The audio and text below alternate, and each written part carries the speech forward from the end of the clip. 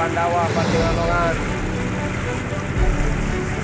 ke Roman Tangaya untuk membawa bantuan sembako kepada warga Kampung Roman Tangaya yang terdampak banjir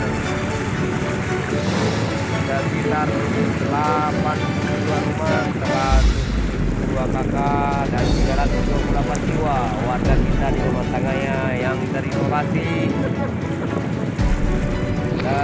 pengaruh banjir.